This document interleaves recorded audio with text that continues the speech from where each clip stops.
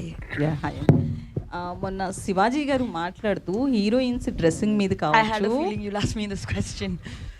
As a heroine మీరు చెప్పొచ్చు కదా మీ opinion.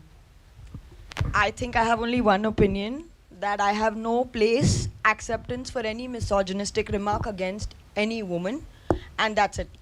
Like, I have no place for it, I have no space for it, and I wholeheartedly condemn it, that's all. Okay great.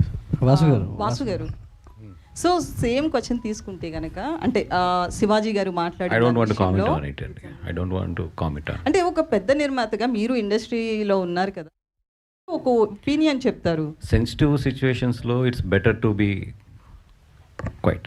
Vasu garu ఏంటంటే వంశీ గారు మీరు మొత్తం ఇండస్ట్రీలో కొత్త వాళ్ళు సినిమా తీసిన మంచి కంటెంట్ వచ్చినా మీ వైపు తిప్పుకునేలా చేస్తున్నారు. సో బికాస్ మీరు ఇచ్చేటువంటి ప్రమోషన్స్ కావచ్చు, జనాల్లోకి తీసుకెళ్ళేటువంటి సో ఆ విధానం కావచ్చు, అది అనేది సో మీ వైపే మొత్తం అంతా చిన్న సినిమాలు కావచ్చు, మీడియం రేంజ్ సినిమాలన్నీ కూడా ఎవరు ఉన్నారంటే వన్నివాసు, వంశీనంది పార్టీ ఉన్నారనే దాకా తీసుకొచ్చారు. ఆ సక్సెస్ అనేది మీకు కూడా కనబడుతుంది.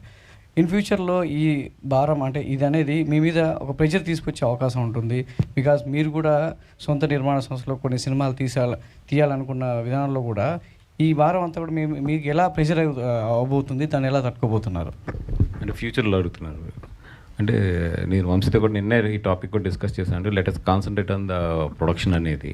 బికాజ్ ఇప్పుడు బాగుంది ఓకే, బట్ అలాగని చెప్పి this is not our prime business. Our prime business is production. ఇప్పుడు ఏదో చిన్న గ్యాప్ తీసుకున్నాం, ఒక 6 months గ్యాప్ తీసుకుందామని చెప్పి. But I think from March onwards we will be serious on our own films.